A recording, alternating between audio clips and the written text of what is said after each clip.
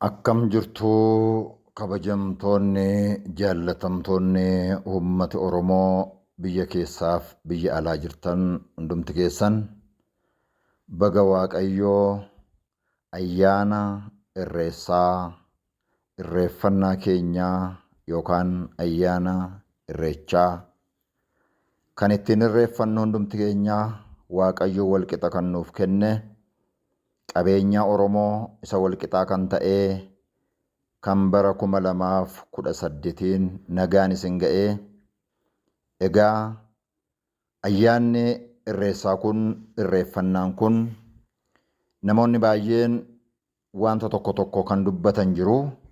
Innis maalinni ayyaanni irreessaa yookaan irreechi kan waaqeffataatii amantaadhaa malee aadiyaaminii kan jedhanii isa Oromoon hin jedhin isa Oromoon durii kaasee abboota keenyaa abaabilii akaakilii akaakayyuu keenyarraa kaasee ittiin moggaasin qabeenya Oromoon waliin qabu kana qabeenya Oromoon waliin kunuunfate asiin ga'ate kana gam tokkotti dhiibanii kabajanni qabu.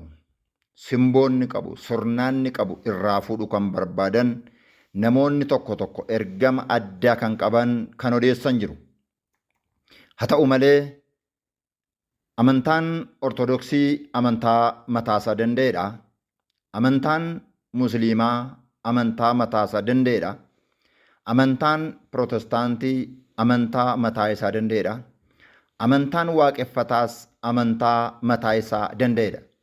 Amantoonni Kaatolikis amantoonni biraanis jechuudha.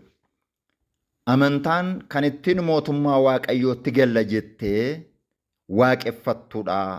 Mana amantaa dhaabbata amantaa dhaabbattee doogimaaf qannoonaa mana amantaa kee seera mana amantaa sanaa eeddee kan ittiin jiraattudha jechuudha. Haa ta'u malee namni aadaa hin qabne hin jiru, namni afaan hin qabne hin jiru, namni duudhaa hin qabne, namni safuu hin qabne hin jiru jechuudha. Kanaaf Oromoonis akkuma saba kaanii aadaa qaba jechuudha. Fakkeenyaaf gara sameen kana yoo laallee ashandaa ashandiyyee kan jedhamu aadaadha jechuudha.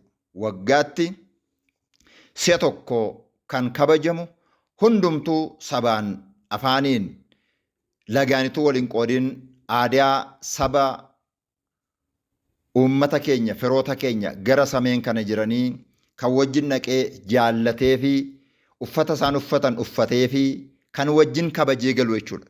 Dhugaa dubbachuuf Gaambeellaati ka'anii, Beneeshaangulii ka'anii, Debuub dhumarraa ka'anii, Oromiyaati ka'anii, Affaar Sumaaliyaati ka'anii sameeniin deemanii aadaa uummata keenyaa saba keenyaa biyya tokko keessa waan jiraannuuf dhaqanii kabajanii fi uffata isaan uffatan uffatanii akka isaan aadaa isaan ittiin kabajanitti aadaa isaanii kabajanii ashandiyyee ashandaa jedhanii galu jechuudha.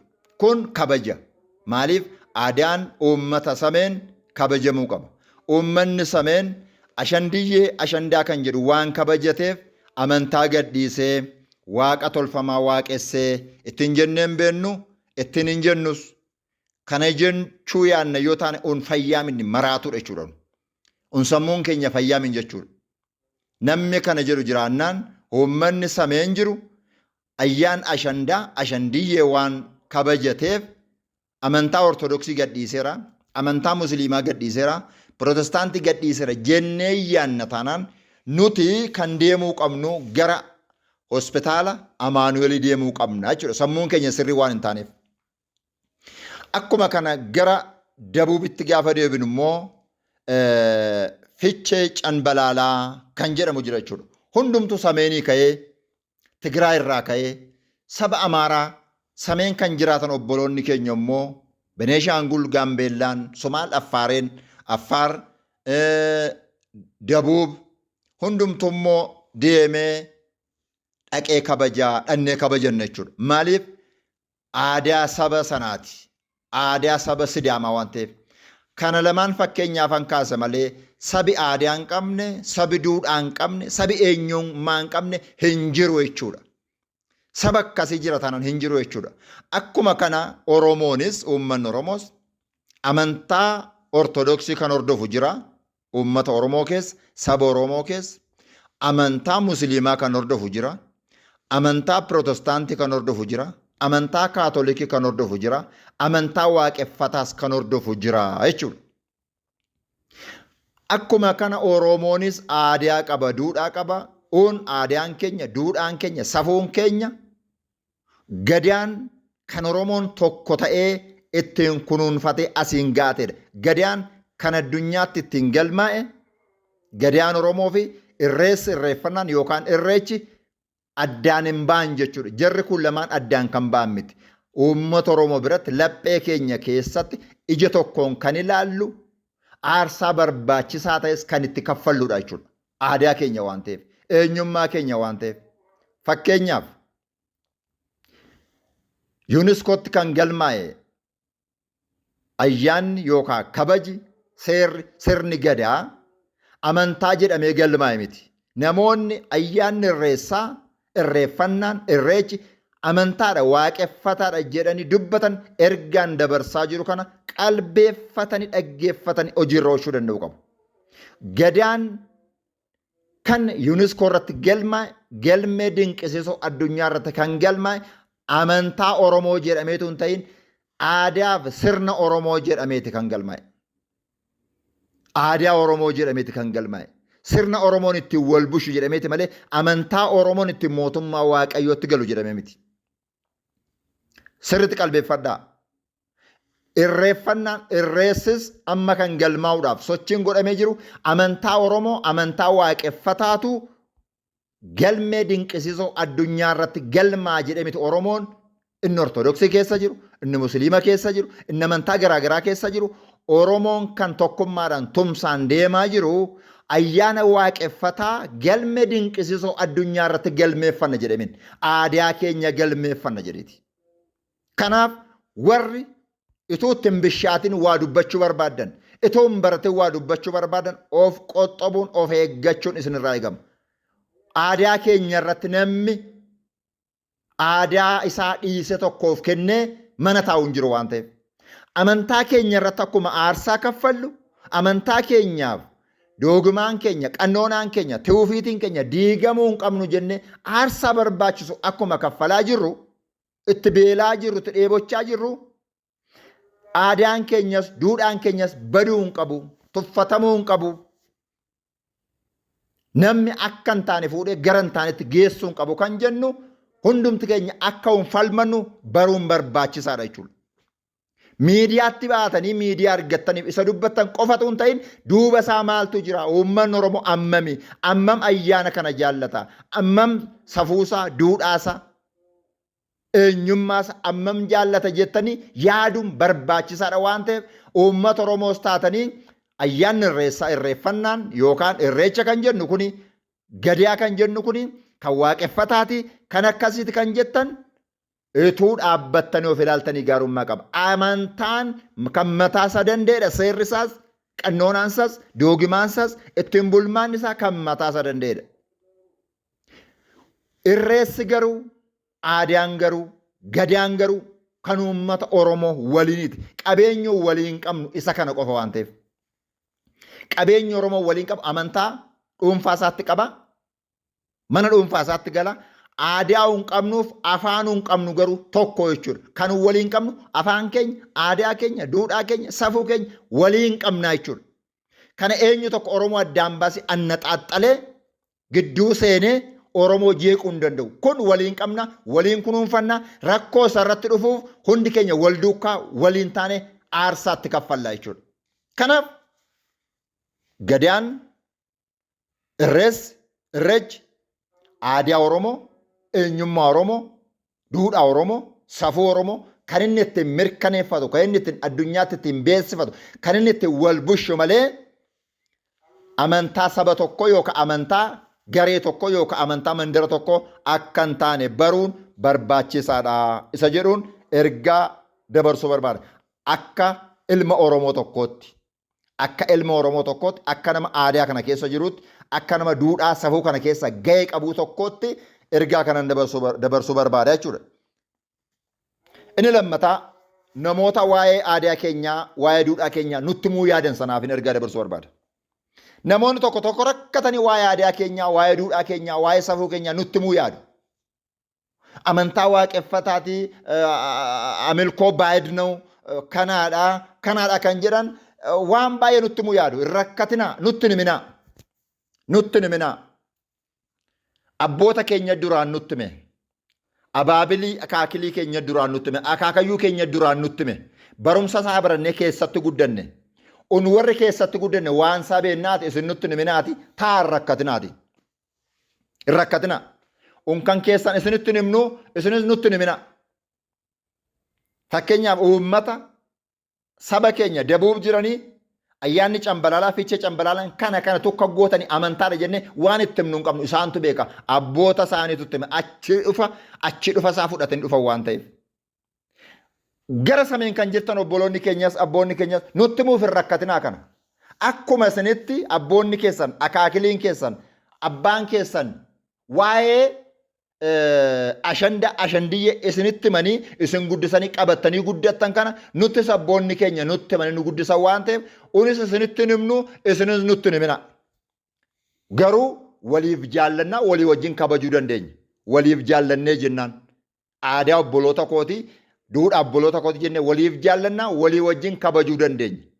Amma kana hin dandeenyetti immoo dirqamaan na jaalladhu dirqamaan isinis fiichee cambalaalaa kottu hin jettan dirqamaan yoo hin jaalladhe dhufe malee isinis ashandiyyee dirqamaan kottu hin jettan yoo hin jaalladhe dhufe malee unis irreessa yookaan irreeffannaa irreecha keenya dirqamaan kottaan jennu yoo jaallattanii dhuftan malee yoo jaallattanii dhuftan isseeyyoo baay'ee gammannaa kottaa hin jaallattan taanaan garuu namni isin rakkisu hin jiru dhiisaa ta'a. Akkasitti hubachuun barbaachisaadha. Isa ergaa isiniif dabarsuu barbaada. Inni sadaffaa waa'ee amantaa. Inni sadaffaa waa'ee amantaa. Masqalii qabatanii achi naqanii, askeemaa kaatanii achi naqanii, wayyaa paappaasii yookaan wayyaa qeesii, wayyaa lubaa uffatanii achi naqanii jettanii kan seera tumuu yaaddan jirtu. Hin rakkatinaa. Wayyaa paappaasii fannoo qabatanii kan hin dhanne bakki garaagaraa bakka baay'eetu jira. Mana xonqaa'ee dhaquun hin danda'amu. Masqalii baatanii indaaqqoo gurraattii baatanii deemuun hin danda'amu. Seera waaqayyootu dhowwaa, wangeela dhowwaa, macaafa qulqulluu dhowwaa. Fannoo baatanii machaa'uun kufaa deemuun hin barbaachisu. Fannoo baatanii hattuu ta'uun hin barbaachisu. Fannoo baatanii mana diraaftii kiyaa sirbaa ooluun, daansi sirbaa ooluun hin danda'amu. Sirbituun mootummaa waaqayyootti hin galtu waan taateef, machooftuun mootummaa waaqayyootti hin galtu waan taateef yoo gaabbii gale malee. Kanaaf uni wayyaa amantaa keenyaa bakka uffannee dhannu beenna. Uffannee mana xonqaa'ee hin dhannu. Uffannee mana warra indaaqqoo gurraatti baatanii qotanii awwaalanii hin dhannu. Indaaqqoo argannaan qarshii yoo arganne indaaqqoo qalanneema nyaanna malee indaaqqoo qallee hin gannu. Hin awwaallusi nama awwaalla gaafa namni du'e nama awwaalla malee kutaa macaafa qulqulluu keessa indaaqqoo gurraatti awwaalaa yoo isheen duute kan jedhu hin jiru. Kan nu geggeessu Kiristoosidha. Maaliif wayyaa uffattanii gara aadaa keessanii duudhaa keessanii dhaqxuu namni jedhu jiraannaani? An ergaa bareedduu tokko isiniif dabarsuu kan hin barbaadu jalqaba taa waa'ee amantaa baradhaame taa macaafa qulqulluu dubbisaa macaafa qulqulluun maal jedhaa jira. Hundeessaan amantaa keenyaa kan ta'e gooftaan keenya fayyisaan keenya Yesuus Kiristoos akka fooniitti saba Israa'el keessaa dhalate. Saba Israa'el keessaa gaafa dhalatu wayyaa gooftaan keenya uffachaa ture uffata saba Israa'eliin calaqqisiisu.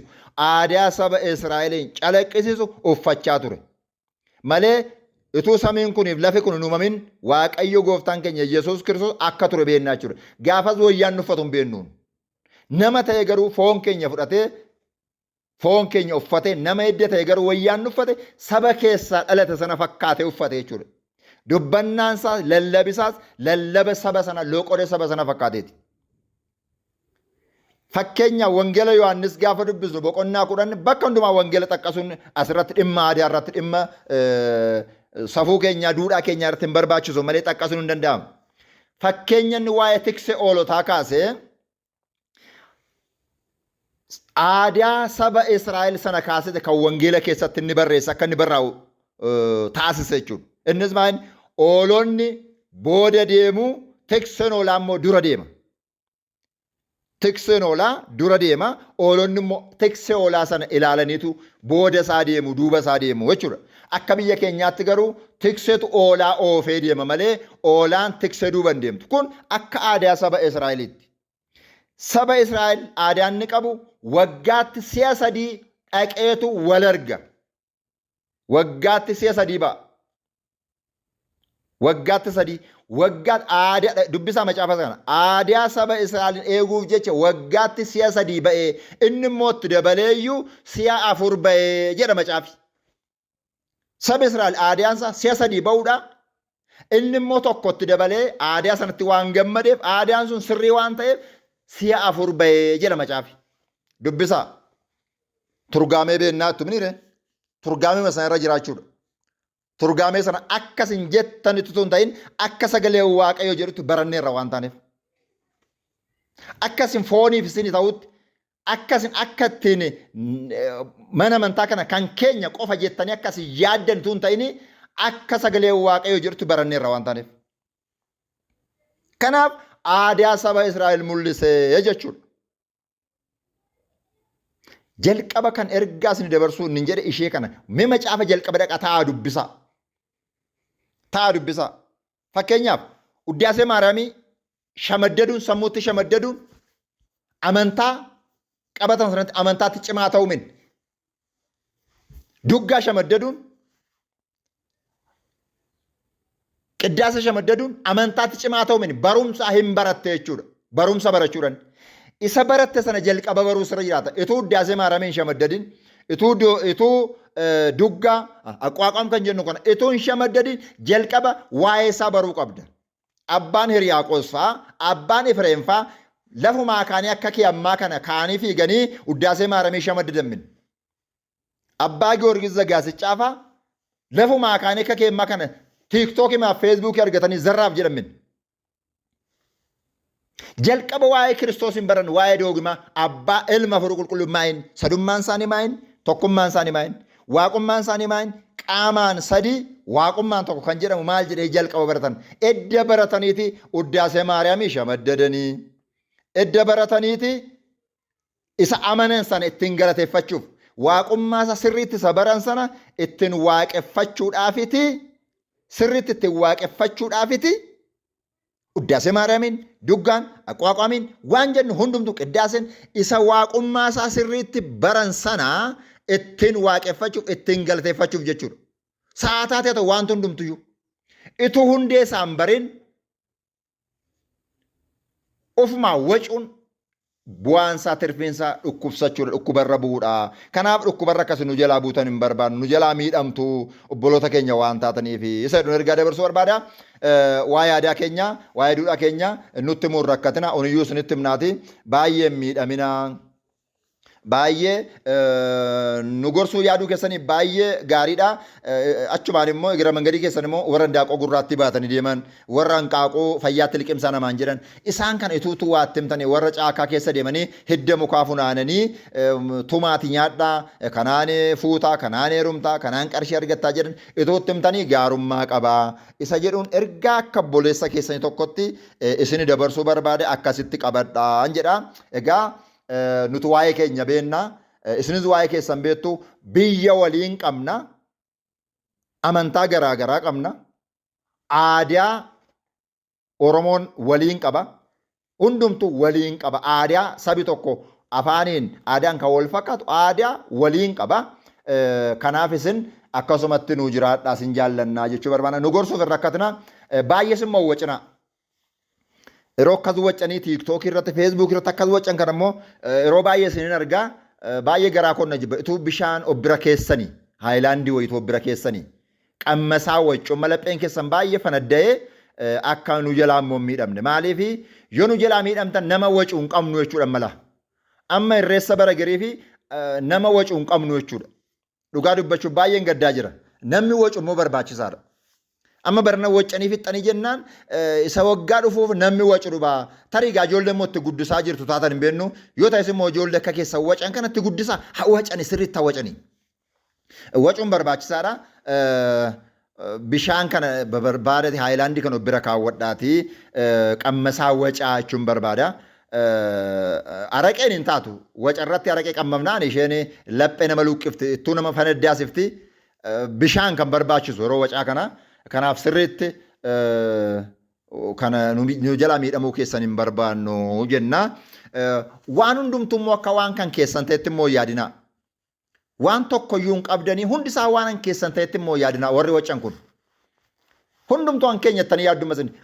Waan tokko hin qabdanii hundisaa immoo kan keenya jettanii yaaddu. Rakkinni keessan inni guddaan kana. Egaa akkuma guddisaatinni nuun abboonni keenya gara akkasitti hin guddifne. Mana amantaa Ortodoksii keessattis akka itti hin guddanne amantaan kan saba tokkooti, amantaan kan Oromooti jedhanii hin guddifne. Amantaan kan namatti amaneeti. Fakkeenyaaf amantaan Ortodoksii kan namatti amaneeti. Namni itti amane hundumtuu guyyaa 40 guyyaa 80tti kan cuubame kan saati qabeenya saati kan inni itti mootummaa Waaqayyootti galuudha jechuudha. Nuun amma abboonni keenya abboonni amantaa keenya Abuna Phexros fa'aa Magarsaa Badhaasaa fa'aa kan jennu Abuna Takla Hayimaanoot fa'aa gaafa nu barsiisanii amantaan Ortodoksii kan Oromoo qofaa anatu irratti isinii wareegameeti nuun hin jenne Abuna Phexros Magarsaa Badhaasaa jechuudha. Hin jenne dhugaadha. Ituu akkas jedhanis hin fudhannu hin dogoggoran jenna malee. Amantaan kan namatti amane hundumaate malee kan saba tokkoo min yookaan kan nama tokkoo yookaan kan garee tokkoo min. Aadaattis immoo gaafa nu guddisan abboonni keenya aadaa gadaa keenyaaf irreessaaf irreecha keenyatti gaafa nu guddisanis immoo namni tokko gara keessan akka hin dhufne nuun hin jenne hundumaa hammadhaa hundumaa simadhaa kan isin jaallate kan gara keessan dhufe hundumaa wajjin jiraadhaa kan beela'e beela baasaa kan dheebote dheebuu baasaa kan rakkate gargaaraa nama kan ta'e hundumaa wajjin immoo jiraadhaa nuun jedhaniitu abboonni keenya akkasitti nu guddisanii jechuudha karaa aadaas immoo gaafa laallu. Malee zarraaf jira akaakii zarraaf gurraa kaarrayyuu namni tokko nutti hin seeninaa jechaan guddatana nuun jedhan. Kanaaf isin jaallannaa jechuudha. Boris immoo isin jaallanna hun. Kanaaf jabaadhaa garuu warra keessa wacan kana nuu leenjisaa jiraachuu qabu isaan. Dhugaa dubbachuuf nuu leenjisaa bishaan minaamini kana barbaadaati kennaafi unobbeenna badaas immoo rakkatinaa suma jedhuun kaasuu barbaada. Akka saabeenaa abboota keenya irraa baranne abboota amantaa keenya irraa waa'ee amantaa baranneetu abboota gadaa keenyaa fi abboota keenya darbe irraa immoo waa'ee aadaa keenyaa waa'ee duudhaa keenyaa waa'ee safuu keenyaa barannee kanaaf baay'ees nutti rakkatinaa nu gargaaruu fi baay'ees immoo naarina akka saartanii jennaan immoo fakkeenya hamma garaachi namatti ka'a. Yeroo baay'ee amma haarii gaafa guddisanii garaachi namatti ka'a. Garaachi waan namatti kaatu fi garaachi kanarraas of eeggadhaa. Bunas immoo badaa hin baay'isina. Araqeen kunis bunni kunis xinnoo garaacha kana miitee dhuga. Ilaalama hojjedhaa jechuun barbaada. Naa jabaadhaa galatoomaa. Hunduma keessaniin warra waccanis baga kabaja ayyaana irreessaa yookaan irreecha bara 2018 isin ga'ee Waaqayyo biyya keenya biyya nagaa nuuf haa godhu biyya tokkummaa biyya araaraa biyya eebbaa biyya quufaa nuuf haa taasisu. Akkamatti jabaadhaa misooma irratti jabaannu misooma biyyaa irratti jabaannu tokkummaa irratti jabaannu waliin taane biyya keenya misoomsinu kanaaf jabaadhaa jechuun barbaada. Wacan kun isinumaan laphee miidha malee tokkoffaa isinumaan laphee miidha lammata immoo teenye kolfina teenye ilaallee kolfa akka diraamaa waan ta'eef hin kolfina akkasitti of eeggachaa deemaa jechuun barbaada. Galatoomaa jiraadhaa. Unis isa bara gerigeenya akka kabajannu isinis immoo isa bara gerigeessan akka waccan hunduma keenyatti nu aga'uun jedha. Galatoomaa eebbifamaa gadaan quufaaf gabbina gabbisi waaq ameen.